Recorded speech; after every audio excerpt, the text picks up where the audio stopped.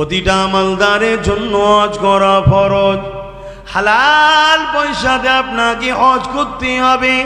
হজ যারা করতে যায় তারা কি করে সংক্ষেপে শুনুন। আপনি এখান থেকে দমদমিয়ার পরে ফ্লাইটে উঠবেন, ওখান থেকে আপনি চলে গেলেন মক্কা শরীফে, আপনি প্রবেশ করলেন, কিন্তু মক্কা শরীফে নামলেন, আপনি রওনা দিলেন, যাতে করে আপনি যাবেন সেটা আপনার ইচ্ছা, কিন্তু হুদুদে হারামাইন শরীফে প্রবেশ করার আগে আমার আল্লাহ পাক আইন করে দিয়েছে তোমার পরনের যা কাপড় আছে সব খুলে ফেলতে হবে, দুটো বিনা সেলাই করা থান কাপড় পরতে হবে। ও আমার আল্লাহ পাক দুনিয়ার কোন রাজা মহারাজা যখন ডাকে তখন আমরা সেজে গুজে বড় যাই, যদি নিজের না থাকে লোকের থেকে ধার করো দামি দামি কাপড় পরে যায়। আল্লাহ ৩-৪ লক্ষ টাকা খরচ করে এলাম, তুমি আমাকে ধনী বানিয়েছ, গরিব নয়, কেন আমি এই দামি দামি কাপড়গুলো খুলে ফেলবো? আমার আল্লাহ পাক জানিয়ে দিয়েছে এটা আমার আইন, এটা আমার বিধান। কেন? আল্লাহ পাক যখন আমার কাবাকে ইব্রাহিম তওয়াফ করতেছিল, ইব্রাহিমের গায়ে দুটো চাদর ছিল, সেলাই করা ছিল না, ওই দুটো থান কাপড় পরে ইব্রাহিম তওয়াফ করেছে।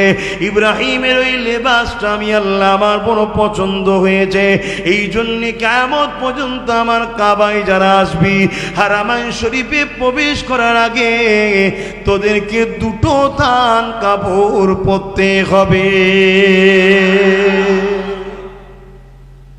আল্লাহ নবী জানিয়ে দিলেন বিশ্বের জমিনের মানুষ,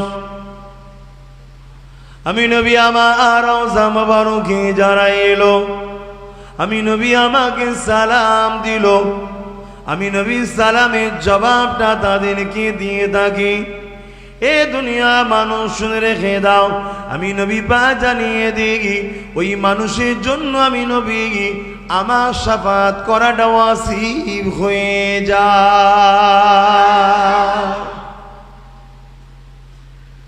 আল্লাহ নবী জানিয়ে দিলেন এ আমার উম্মত উম্মতিরা, আমার মিম্বার শরীফ থেকে নিয়ে গে আমার রওজা মোবারক পর্যন্ত এই জায়গাটা রয়েছে, এই জায়গাটা হলো জান্নাতের একটা টুকরা। এখানে কেউ যদি বসে সে যেন জান্নাতে বসলো, এখানে কেউ যদি দূরে কাজ নামাজ পড়ে সে যেন জান্নাতের মধ্যে নামাজ পড়লো, এখানে যদি বসে কেউ কোরআন তেলাওয়াত করে সে যেন জান্নাতের মধ্যে বসে কোরআন তেলাওয়াত করলো। এ নওজওয়ানেরা, এই যুবক বয়সে নিয়ত করো মক্কা মদিনা শরীফে যাবার, কেননা ওই জায়গায় কোটি মানুষ যাবার স্বপ্ন দেখে, কোটি মানুষ চাই ওই জায়গায় দূরে কাজ নামাজ পড়বো। তোমার যদি রক্তে আল্লাহ পাক একটু শরীরে ক্ষমতা না দেয়, মনে সাহস না থাকে, তাহলে তুমি আগে যাবে বা কি করে? জানি নসিবে থাকলে বাপ মুরব্বী মানুষকে ধরে হয়তো প্রশাসন বসিয়ে দেবে, আসেন বাপ আপনি বসেন, ওটা নসিব। কিন্তু বাস্তবটা কি, এটা মনে সাহস থাকাও দরকার। তাই বিশাল ভিড় দেখলে তো মানুষ ভয় খেয়ে যায়। তবে হ্যাঁ, ওখানে গিয়ে দেখেছি ভয় কেউ খায় না। কি ওখানে যারা গেছে দেখেছি, যখন আরাফাত থেকে ফিরে আসা হয়, মুজদালিফা হয়ে মিনাতে যখন যাওয়া হয় আবার, চোখের সামনে মানুষ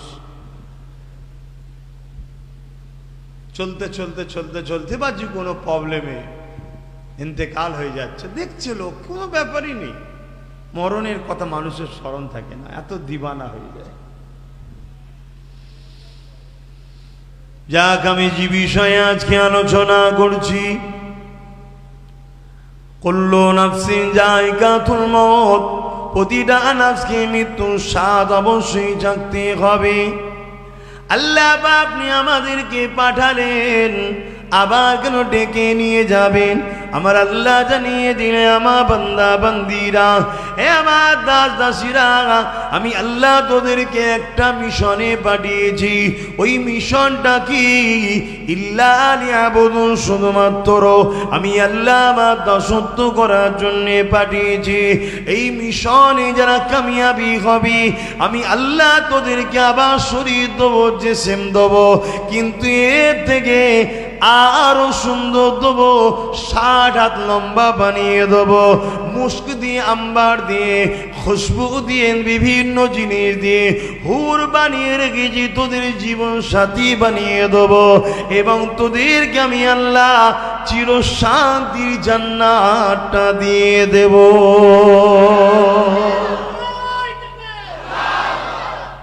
আমাদেরকে বানাবার উদ্দেশ্য একটাই, একটা মিশন। দেখেন না, কোনো মানুষকে বিভিন্ন কোম্পানি থেকে দূরে পাঠানো একটা মিশনে, তুমি যদি এই কাজটা সাকসেসফুল করে আসতে পারো, তোমাকে আজীবন বসিয়ে তোমায় খাওয়ানো হবে। দেখবেন যারা এইসব এখনকার যারা রাজনীতির এমএলএ বা মন্ত্রী হয়, এমপি হয়, এরা যদি 5 বছর পরে নাও হয়, যতদিন বাঁচবে এদের বসে বসে বসে বসে কিন্তু মাইনে, খাওয়া দাওয়া সব একটা আসতে থাকে, কেন? একটা মিশন। তা আমার আল্লাহ পাক বুঝাবার জন্য এগুলো বলছি, আমার আল্লাহ পাক আমাদের ঘরে একটা মিশন দিয়েছে। কাউকে 30 বছর, কাউকে 40 বছর, কাউকে 50 বছর, কাউকে 60 বছর, কাউকে 70 বছর, কাউকে 100। আগেকার নবীরা অনেক বাঁচতেন, অনেক মানুষ বাঁচতেন অনেক সময়। তবে আমার নবীর উম্মতরা গড়ে 60-70-এর ওপরে আর যাচ্ছে না, যদিও খুব রেয়ার একটা দুটো হয়তো 80 কোটা পার করতে পারে, তবে গড় এখন 60-70 এর উপরে যাচ্ছে না। যাবারও দরকার নেই, কি করবেন? ফেতনা ভরা দুনিয়া, রোজ অশান্তি, রোজ অশান্তি। তো এই যে 50, 60, 70 বছর যা কম বেশি একটা জিন্দেগি খুব সামান্য দেখতে দেখতে কেটে যাচ্ছে। একটা মিশন, ওই মিশনটা কি? ইল্লা লিয়াবুদুন, মহান স্রষ্টার দাসত্ব করা, মহান স্রষ্টাকে খুশি করা, মহান স্রষ্টার কাজ করা, মহান স্রষ্টার কথা মানা। যদি এগুলো করে আসতে পারো, তাহলে কিন্তু তোমার জন্য কবর থেকে শুরু হবে শুধু ওয়েলকাম, ওয়েলকাম, আহলান সাহালান, শান্তি, খুশি, আনন্দের খবর আসতেই থাকবে আর পেতেই থাকবে। জোরে বলুন সুবহানাল্লাহ। আর এই মিশনে যদি ফেল করে যাও, কামিয়াবি না হয়ে যাও, দুনিয়ায় হয়তো তোমার কিছু নাও হতে পারে, কিন্তু যে কবর বা যে কোনো স্টাইলে তোমার মৃত্যু শুরু যেই হয়ে গেল, এবারে শুরু হলো তোমার লাঞ্ছিত, অপমানিত, আযাব, কষ্ট, যার কোনোদিন শেষ নাই। তাহলে মিশনটা বুঝতে পেরেছে? এটাই হচ্ছে আমার আল্লাহ পাকের মিশন। আল্লাহ বা বুঝতে পারলাম। এবারে আপনি আমাদেরকে জানান কি আপনার মিশন, কি আপনার কাজ। আল্লাহ পাক কোরআনের মধ্যে জানিয়ে দিলেন, মা তাকুমুর রাসূল ফাখুযুহু ওয়া মা নাহাকুম আনহু ফান্তাহু। এই দুনিয়া মানুষ রেখে দে, আমার হাবিব যা আদেশ করেছে মেনে নে, আমার নবী যা নিষেধ করেছে ছেড়ে দে। আমার হাবিবের প্রত্যেকটা আদেশকে মানতে হবে, আমার হাবিবের প্রত্যেকটা নিষেধকে ছাড়তে হবে। আমার হাবিবের আদেশকে যারা মেনে নেবে, নিষেধকে যারা ছেড়ে দেবে, তারাই হবে মিশনে কামিয়াবি।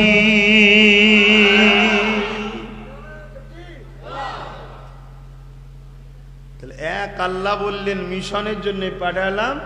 দ্বিতীয় হলো মিশনটা কি? রসুল যা আদেশ করেছে মেনে নাও, নবী যা নিষেধ করেছে ছেড়ে দাও।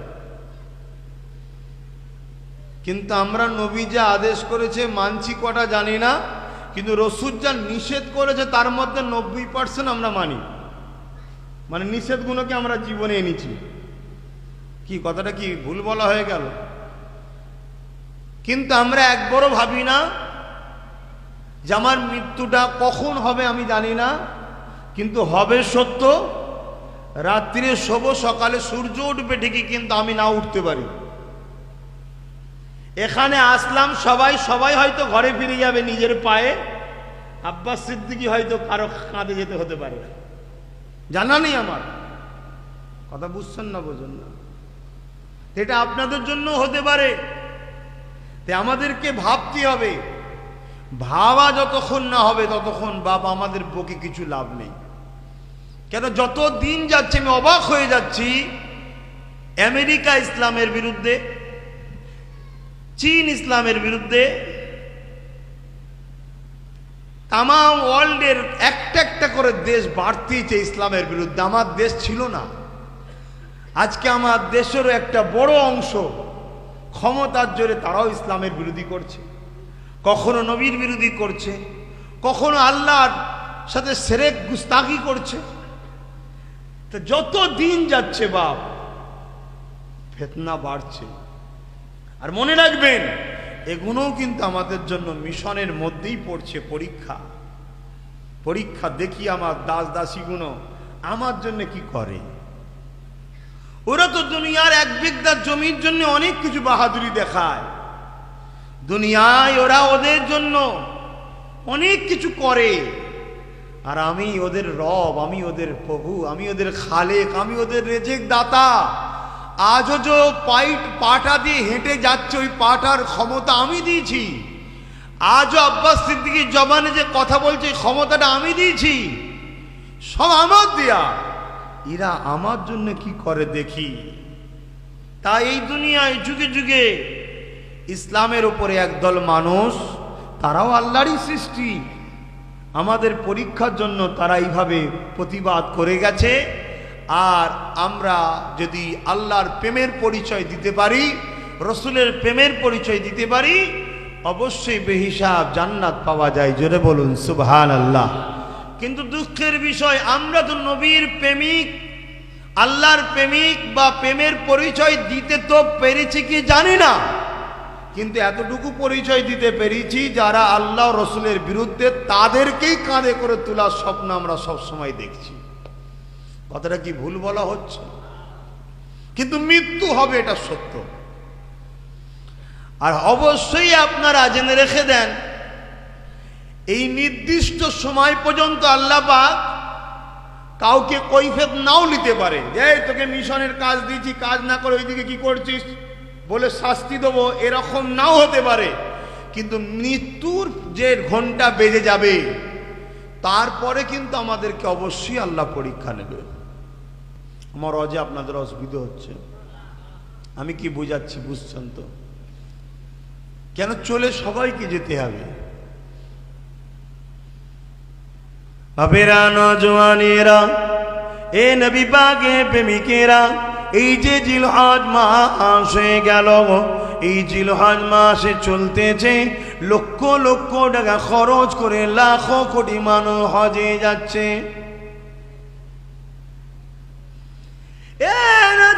তরুণেরা, অবশ্যই এটা আল্লাহ পাকের একটা বিধান। ইসলামের 5টা স্তম্ভের মধ্যে হজ একটা স্তম্ভ। প্রথম নম্বর হলো ঈমান, কালিমা, দ্বিতীয় নম্বর হলো নামাজ, 3 নম্বর হলো রোজা, 4র্থ নম্বর হলো যাকাত, 5ম নম্বর হলো হজ। অবশ্যই এটা একটা ইসলামের বিধান, তার জন্য যাচ্ছেন ভালো কাজ।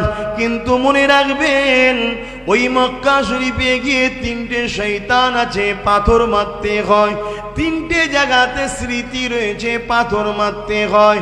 ওই পাথর যখন মারা হয়, আমার তো মনে হয় কিছু মানুষকে দেখে শয়তানও হাসতে লেগেছে। কি আছে না না, আমার রজ বুঝছেন তো নাকি? অনেকদিন পরে দেখা তো অসুবিধা হচ্ছে, একটু অসুবিধা হচ্ছে আপনাদের। কিছু কিছু হাজি সেজে যে গেছে হাজি হজ করতে, তারা যখন শয়তানকে কঙ্কর মারে, শয়তান তো ওখানে নেই, স্মৃতি একটা। এই স্মৃতি আপনারা সবাই জানেন, পুরো হজটা ইব্রাহিম নবী, ইসমাইল নবী আর আম্মাজান হজরতে হাজেরা হুজুরকে নিয়েই স্মৃতি।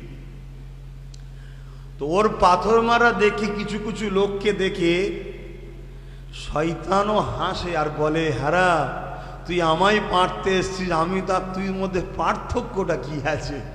এরকম আছে না নাই? আমার বাপ একটু আজ এই ধরনের, আপনারা সব জানেন তো নাকি?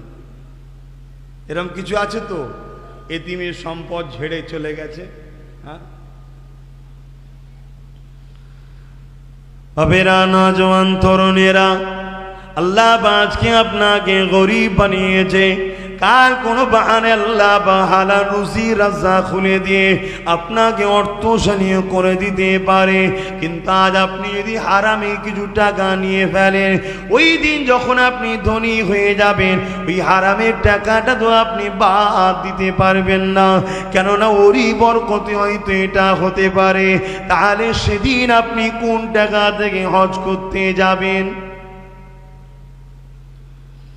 আমার আব্বারা, নজওয়ানেরা, প্রতিটা মানুষ যদি মনে রাখে আমার মৃত্যু অবশ্যই হবে, তাহলে পাপ যদি 100টা করে, একদিন দেখা যাবে 100টা পাপ ছেড়ে দিয়ে একদিন 100টা নেকির কাজে লেগে গেছে।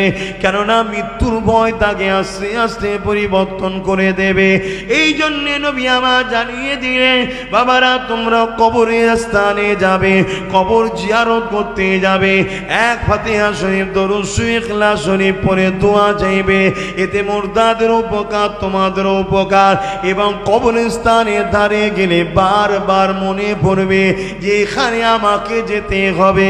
কিন্তু হায় আফসোস, আজ তো লাশকে পাশে রেখে অনেকে হাসি ঠাট্টাই আর কিও করে। এখন আছে না? আমি ভাবি শুধু তৎকালীন সময় রসুলের পিরিয়ডে যারা ইসলামের বিরোধী ছিল তাদের থেকেও আজকাল একদল মুসলমান আছে, এদের ঘর থেকে আরো বেশি আফসোস হয়, এরা আরো ডেঞ্জারাস। কি গো অসুবিধা হচ্ছে যে হুজুর আপনি এসেছেন সবরে সানির দোয়াইতে এসব কথা বলছেন কেন? আর এটা তো জিলহজ মাসও চলছে, বলা যাবে না? যাবে না?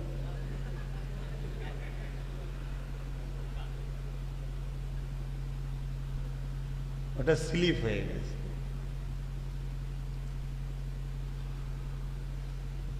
প্রতিটা আমলদারের জন্য হজ করা ফরজ। হালাল পয়সাতে আপনাকে হজ করতে হবে। হজ যারা করতে যায় তারা কি করে সংক্ষেপে শুনুন। আপনি এখান থেকে দমদম এয়ারপোর্টে ফ্লাইটে উঠবেন, ওখান থেকে আপনি চলে গেলেন মক্কা শরীফে, আপনি প্রবেশ করলেন। কিন্তু মক্কা শরীফে নামলেন, আপনি রওনা দিলেন, যাতে করে আপনি যাবেন সেটা আপনার ইচ্ছা। কিন্তু হুদুদে হারামাইন শরীফে প্রবেশ করার আগে আমার আল্লাহ পাক আইন করে দিয়েছে, তোমার পরনে যা কাপড় আছে সব খুলে ফেলতে হবে। দুটো বিনা সেলাই করা থান কাপড় পরতে হবে। ও আমার আল্লাহ পাক, দুনিয়ার কোন রাজা মহারাজা যখন ডাকে তখন আমরা সেজে গুজে বড় যাই। যদি নিজের না থাকে লোকের থেকে ধার করো, দামি দামি কাপড় পরে যায়। আল্লাহ 3-4 লক্ষ টাকা খরচ করে এলাম, তুমি আমাকে ধনী বানিয়েছ, গরিব নয়। কেন আমি এই দামি দামি কাপড়গুলো খুলে ফেলবো? আমার আল্লাহ পাক জানিয়ে দিয়েছে এটা আমার আইন, এটা আমার বিধান। কেন? আল্লাহ পাক যখন আমার কাবাকে ইব্রাহিম তওয়াফ করতে ছিল, ইব্রাহিমের গায়ে দুটো চাদর ছিল, সেলাই করা ছিল না। ওই দুটো থান কাপড় পরে ইব্রাহিম তওয়াফ করেছে। ইব্রাহিমের ওই লেবাসটা আমি আল্লাহ আমার বড় পছন্দ হয়েছে। এই জন্য কিয়ামত পর্যন্ত আমার কাবায় যারা আসবি, হারামাইন শরীফে প্রবেশ করার আগে তোদেরকে দুটো থান কাপড় পরতে হবে।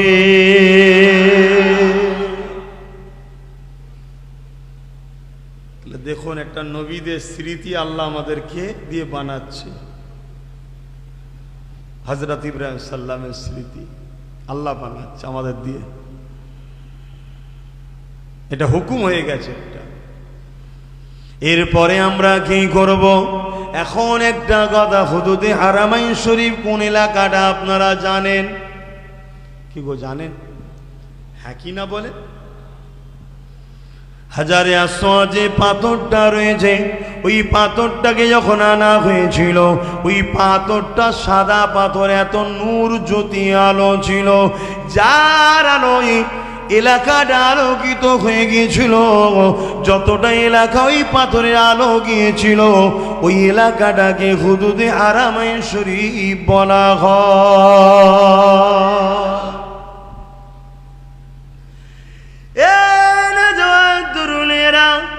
এবারে কি করবো? আল্লাহ পাক যাও আমার কাবা দিয়ে ঘরের দিকে আগিয়ে যাও, যখনই প্রথম আমার ঘরের দিকে তোমার নজরটা পড়ে যাবে, ওই সময় তুমি যা দোয়া চাইবে, যে দোয়াটা চাইবে প্রথম নজরেতে আমি আল্লাহ পাক তোমার এই দোয়াটা কবুল করে নেব।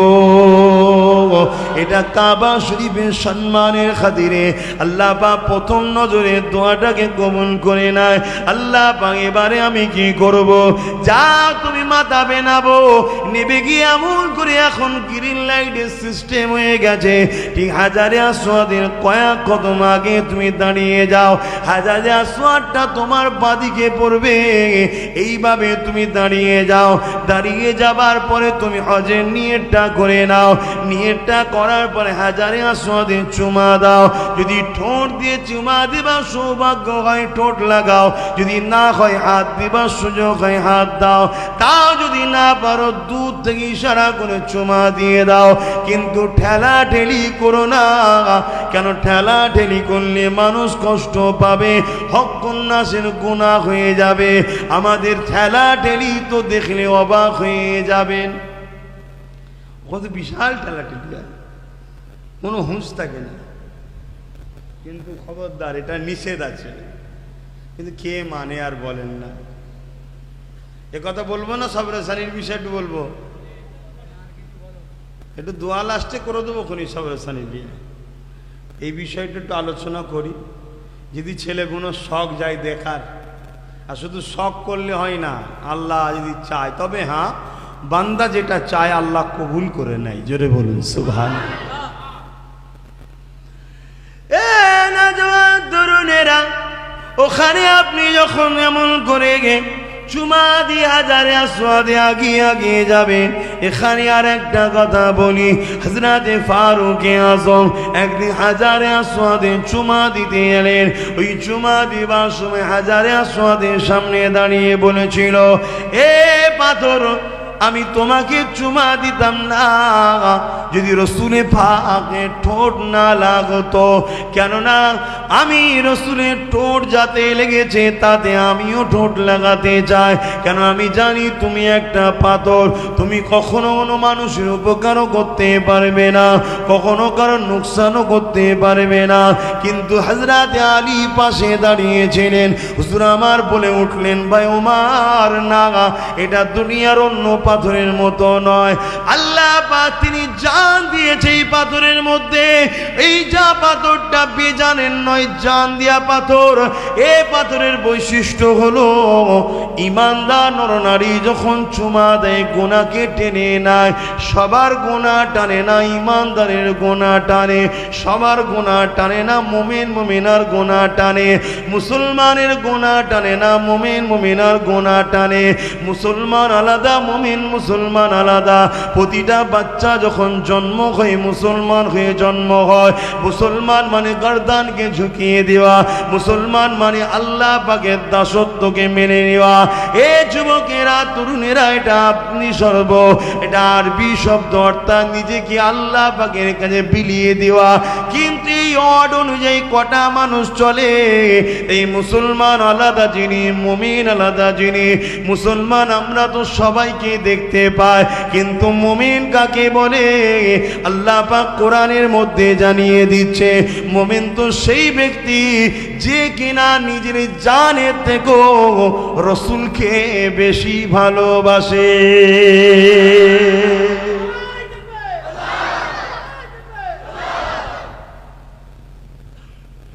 কি গো, তাই তো নাকি?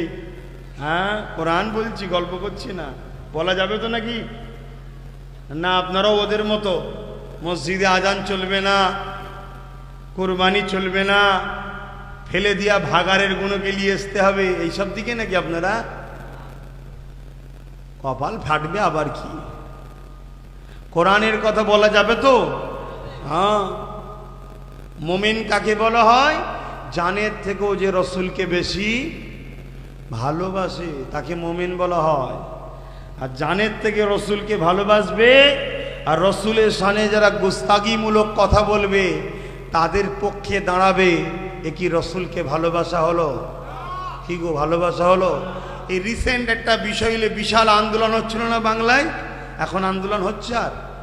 হ্যাঁ, আর যারা বলেছে তাদের শাস্তি টাস্তি হয়েছে, ইচ্ছা হবে না, কিচ্ছু হবে না। মানে কেমন জিনিস জানেন,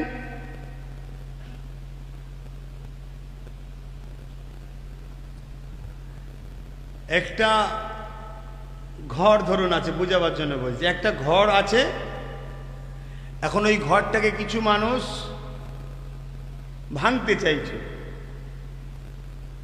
আমরা সবাই মিলে আন্দোলনে নেমে গেলাম, ঘরটা ভাঙতে দেবো না, ভাঙতে দেবো না, ভাঙতে দেবো না। আবার পরবর্তী সময় যারাই ভাঙছে তাদেরকেই আবার আমরা সাপোর্ট করে ক্ষমতায় বসিয়ে দিলাম যাতে ভাঙার পাওয়ারটা পায়। কথা কিছু বুঝতে পারছেন? মানে আমরা যে কি জিনিস, আমাদেরকে কেউ না চিনুক, আল্লাহ তো চেনে, বাস বিচারটা কে করবে? আল্লাহ করবে। হচ্ছে তো বিচার হচ্ছে, হারে হারে বিচার হচ্ছে, দাঁড়ান আরো হবে আগে। আহা, রাসূল পাক সাল্লাল্লাহু আলাইহি ওয়াসাল্লামের শানে গুস্তাখি করলো, আন্দোলন বিশাল হলো। আন্দোলনটা এখন দেখা যাচ্ছে সব ঠান্ডার দিকে, এই তো নাকি? আবার আন্দোলন কিছু আবার এমন হলো যে আন্দোলনকারীরাও বা আন্দোলনে যারা শরীক হলো উভয়ও নবীর বিরোধী কাজ করে ফেললো, এরকম আন্দোলন হয়েছে। আবার কিছু আন্দোলন হলো, ধরুন বিরোধী রাসূলুল্লাহ দুই দলের লোক করেছে, এক দলকে শুধু গাল দেওয়া হলো, আর এক দলের লোকেদেরকে বাঁচাবার চেষ্টাও হলো, এরকম আন্দোলন হলো। সবটাই দুনিয়ায় হচ্ছে বাপ। এর মধ্যে থেকে তোমাকে বেছে নিতে হবে, কি বাঁচবেন? ইহদিনাস সিরাতাল মুস্তাকিম, মুস্তাকিমের রাস্তা। কোন রাস্তা? সিরাতাল্লাযীনা আনআমতা আলাইহিম, যাদের উপরে আল্লাহ ইনাম দিয়েছে তাদের রাস্তা। কাদের উপরে আল্লাহ ইনাম দিয়েছে? মিনান নবিয়্যিন ওয়াস সিদ্দিকিন ওয়াস শুহাদা ওয়াস সালিহিন, যাদেরকে আল্লাহ বলেছে উলাইকা রাফিকা, আমার প্রিয় বন্ধু। জোরে বলুন সুবহানাল্লাহ। বেছে নিতে হবে। মনে হচ্ছে আপনাদের অসুবিধা হচ্ছে, দোয়া করে দিই। আর এমনি একটু হাজির দোয়া, দোয়া হয়েই যাবে, চিন্তার কোনো কারণ নেই। বাপেরা, নওজওয়ানের হযরত আলী বলেছিলেন, ভাই ওমর, এই পাথরটা দুনিয়ার অন্য কোনো পাথরের মতো নয়, এই পাথরটা বেজান পাথর নয়, এই পাথরটা হলো জানওয়ালা পাথর। একে আল্লাহ পাক জান দিয়েছে।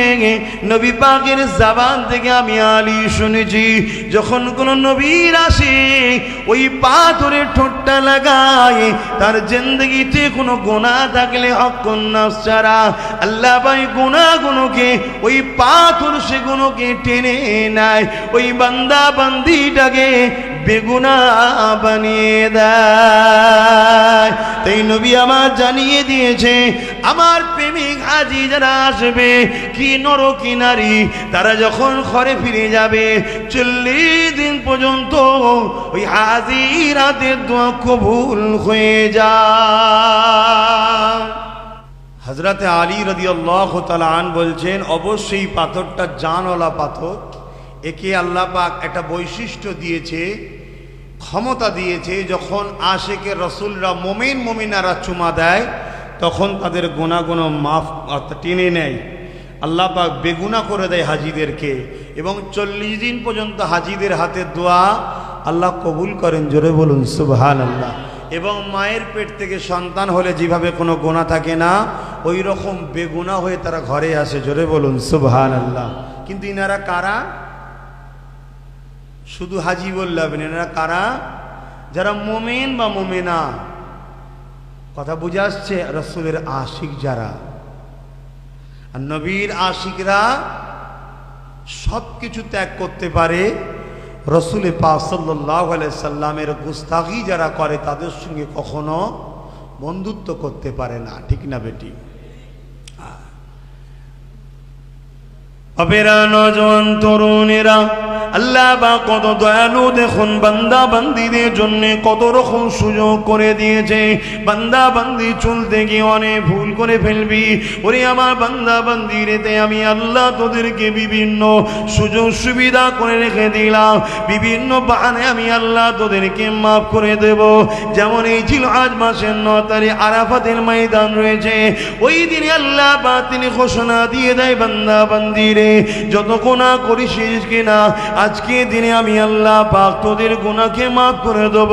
হাদিস পাকের মধ্যে রয়েছে আরাফাতের দিনে এত দোয়া আল্লাহ কবুল করে, দুনিয়ার জমিনে দ্বিতীয় কোনো দিন ওইভাবে আল্লাহ দোয়া কবুল করে না। এ যুবকেরা, তরুণেরা, বাবেরা, এই যা কিছু আল্লাহ পাক আমাদেরকে দিয়েছে, আমাদেরকে বড় ভালোবেসে দিয়েছে, মিশনে আমাদেরকে পাঠিয়েছে আল্লাহ পাকের দাসত্ব করার জন্যে। এই দাসত্ব ছেড়ে দিয়ে আমরা আবার বেলাইনে চলে গেছি, অন্যায় হয়ে গেছে, ভুল হয়ে গেছে।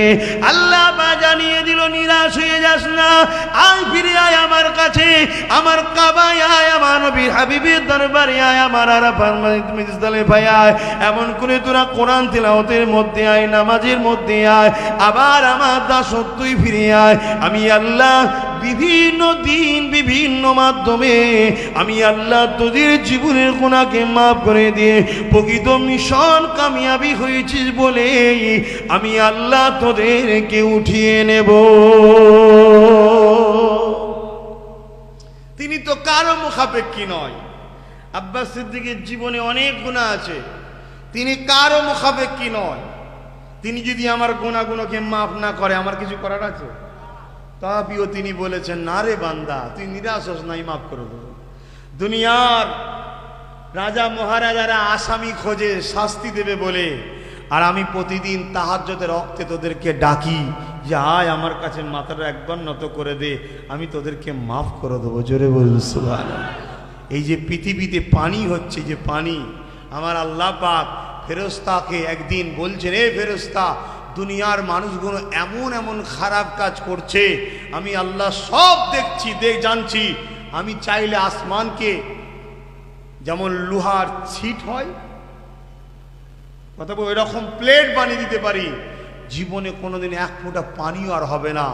কিন্তু আবার যখন দেখি এদের মধ্যে থেকে একদল ছেলে মেয়ে, যুবক যুবতী গভীর রাত্রিরে উঠে যখন মাথাটা নত করে, আমি তাদের দেখে আমি খুশি হয়ে যে আবার জমিনে পানি দিই, আবার খাদ্য দিই, আবার আহার হয়, আবার আমার বান্দারা খেতে পাই। জোরে বলুন সুবহানাল্লাহ। এই যুবকরা, আমার বোনেরা, এই বয়সটা আল্লাহর জন্য দাও। তোমাকে দিয়েছে, যখন ছোট ছিলাম মা বাপ কোলে না নিলে চলতে পারতাম না, আর একটু বড় হচ্ছে, আস্তে আস্তে শরীরের মধ্যে একটা ক্ষমতা বাড়ছে। এই যে যৌবনের বয়স কে দিয়েছে তোমায়? আল্লাহ দিয়েছে।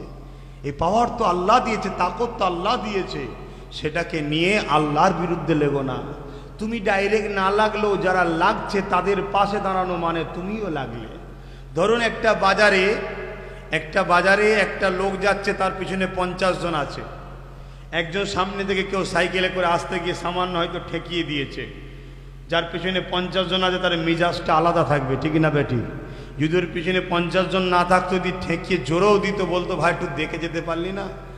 আর যদি 50 জন থাকে, কান মতোই চড় মারবো, দেখবি, দেখতে পাসনি, মিজাজ আলাদা। আজ যদি কেউ আল্লাহর বিরুদ্ধে, নবীর বিরোধী করে, ওটা তোমার আমার তার পাশে থাকার জন্যে তার মিজাজ গরম হচ্ছে, তাই বলছে। কিন্তু আসামি যেমন ও বলে হচ্ছে, তুমি তার সাথ দিয়েও হচ্ছ। কথা মাথায় ঢুকছে না? ঢোকে নে। কেন?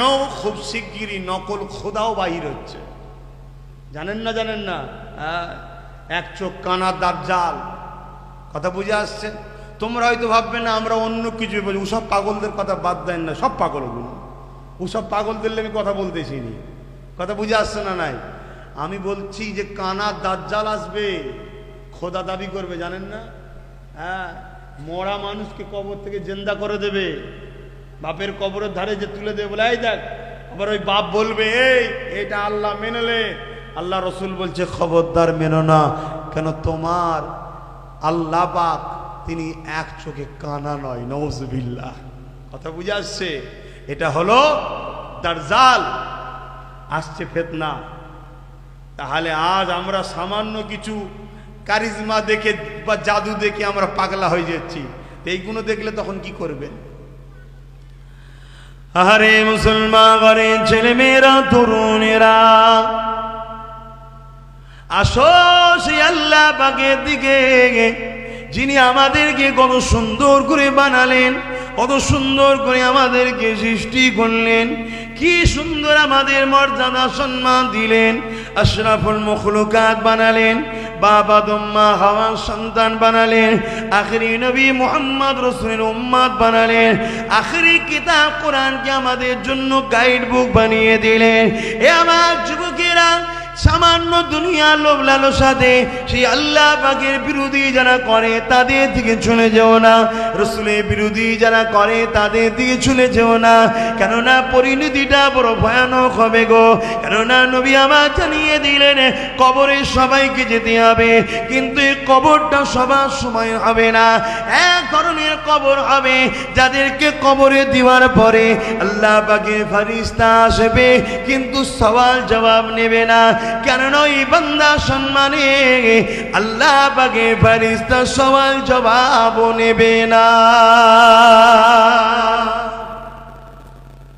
এক শ্রেণীর বান্দা, তাদের সম্মানে। এ নওজওয়ানেরা, আর এক শ্রেণীর বান্দা বান্দি হবে যাদের কবরে ফেরেশতা আসবে, মাথা দিক দিয়ে ঢুকতে যাবে, কিন্তু দেখতে পাবে মাথার করে একটা যুবক দাঁড়িয়ে গেছে। ওই ফেরেশতাকে বলতে লাগবে, এ আল্লাহ পাকের ফেরেশতা রে, এই বান্দা বান্দির কবরেতে মাথা দিক দিয়ে তোমাকে ঢুকতে দেব না, কেননা দুনিয়া জমিনে আমাকে বড় মহাব্বত করেছে, ভালোবেসেছে, পিয়ার করেছে, একে জান্নাত পৌঁছানো পর্যন্ত এর মাথার গোড়ায় এবং এর সাথে সাথে পাহারাদার হয়ে দাঁড়িয়ে থাকবো। বান্দা বান্দি অবাক হয়ে যাবে, কোনোদিন তো তাকে দেখি না দুনিয়ায়, কে তুমি, তোমাকে এত সুন্দর দেখতে। এদিকে আবার ফেরেশতা ডান দিক দিয়ে ঢুকতে লেগেছে সওয়াল করার জন্যে। ওই সময় বান্দা বান্দি দেখতে লাগবে ডান দিকে আবার সুন্দর একটা যুবক দাঁড়িয়ে গেছে। এ আল্লাহ পাকের ফেরেশতা রে, এই বান্দা বান্দির কবরেতে আপনাকে ডান দিক দিয়ে আমরা ঢুকতে দেব না, কেন দুনিয়া জমিনে আমাকে বড় মহাব্বত করেছিল, আমাকে বড় পিয়ার করেছিল, একে আমি জান্নাত পৌঁছানো পর্যন্ত এর ডান দিক থেকে আমি পাহারা দিয়ে নিয়ে যাব। আবার সেই বান্দা বান্দি অবাক হয়ে যাবে, এটা আবার কে, একে তো কখনো দুনিয়া জমিনে আমি দেখি না, কিন্তু বললো আমি নাকি তাকে ভালোবাসেছিলাম। ওই সময় আবার বাদিতে ফেরেশতা ঢুকবে, এই একই যুবক আর একটা যুবক দাঁড়িয়ে যাবে, ওইদিকে একই কথা হবে। আবার পায়ের দিক দিয়ে ঢুকতে যাবে, ওখানেও দেখা যাবে একটা যুবক দাঁড়িয়ে গেছে, একই কথা বলতে লাগবে। চারদিকে চারজন যুবক দাঁড়িয়ে যাবে, ওই বান্দা বান্দির কবরেতে ফেরেশতা ঢুকতে পারবে না, সওয়াল ও জবাবও নিতে পারবে না।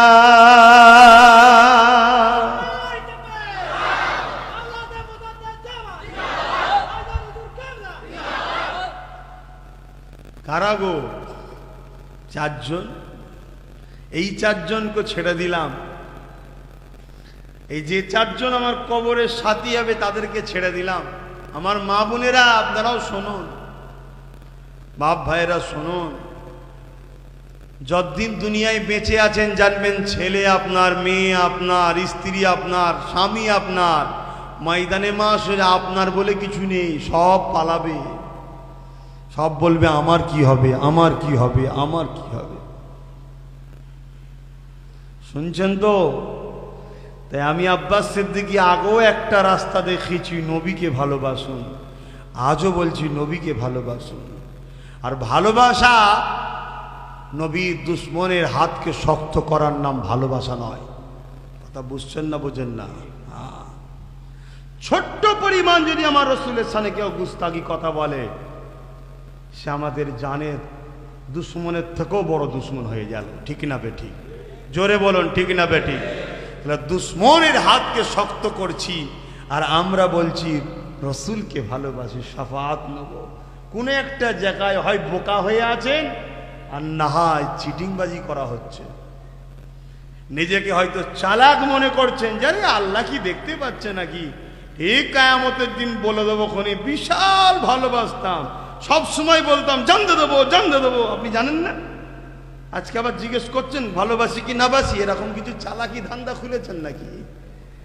যদি কেউ ভেতরে ভেতরে থেকে থাকেন, জানবেন আপনার ঘাড়ের শিরার থেকেও কাছে আপনার আল্লাহ আপনার সাথে আছে। জোরে বলুন সুবহানাল্লাহ।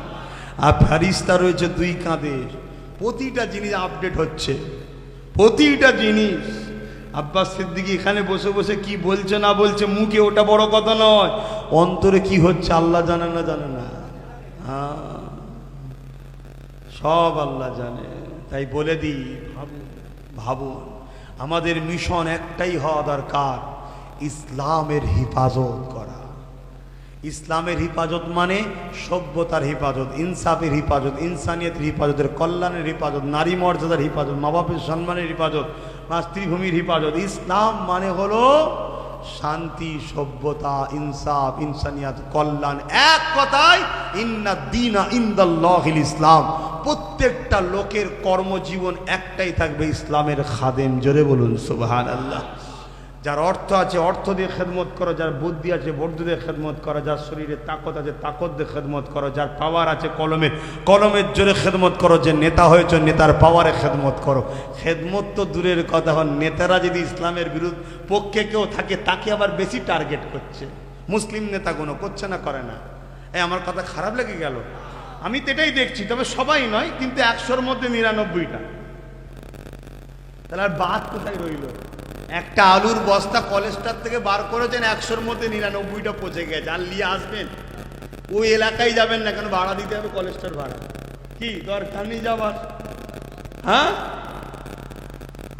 100-র মধ্যে 99টা আজকাল মুসলিম যারা নেতা দেখছি, সে বিভিন্ন দিকের নেতা হতে পারে, বেশিরভাগটাই দেখছি তারা নিজেদের জায়গায় নবীর দিনের খেদমত তো দূরের কথা, নবীর দিনের খেদমত যারা করতে চায় তাদেরই বিরোধী করছে।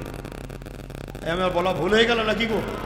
দেখুন, যত আশপাশের দেশগুলোতেও দেখুন, যত সব ফতোয়া আলেমদের বিরুদ্ধে, যত সব ফতোয়া পীরেদের বিরুদ্ধে, যত সব ফতোয়া ইসলামের স্কলারদের বিরুদ্ধে, যত সব ফতোয়া দেখুন নামাজি মুসল্লিগুলো আল্লাহওয়ালাগুলোর বিরুদ্ধে হচ্ছে না, হয়নি?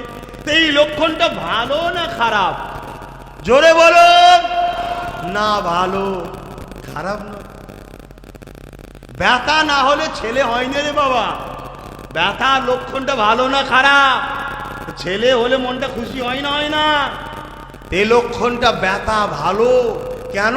ব্যথা যখন খুব জোর বেড়ে যায়, তখনই দেখবেন একটা ফুটফুটে সন্তান হয়। নিয়ামত না? নিয়ামত নয়? 1000 কোটি ছেলের থেকেও ব্যথা এত বাড়ছে, আমি বলতে বাধ্য হচ্ছি, খুব তাড়াতাড়ি একটা ফুটফুটে নিয়ামত আসবে। সেই নিয়ামতটা হলো হযরতে ইমাম মেহেদী আলাইহিস সালাম। জোরে বলুন সুবহানাল্লাহ। সেদিন বাকি নয়, এই পৃথিবীর বুকে আবার ইনসাফ প্রতিষ্ঠিত হবে। সেদিন বাকি নয়, এই পৃথিবীতে আবার মায়েদের চোখের পানি মুছা হবে। সেদিন বাকি নয়, এই পৃথিবীতে সুদ মুক্ত হবে। সেদিন বাকি নয়, এই পৃথিবীতে গরিবদের উপরে জুলুম বন্ধ হবে। সেদিন বাকি নয়, নারীদের উপরে অত্যাচার বন্ধ হবে। সেদিন বাকি নয়, পণ্যা বন্ধ হবে। সেদিন বাকি নয়, যেদিন গরিবদের হাসি মুখ দেখা হবে। সেদিন আর বেশি দূর নয়, যেদিন তামাম পৃথিবীতে সভ্যতা, শান্তি, ইনসাফের ঝান্ডা উড়বে উড়বে উড়বে।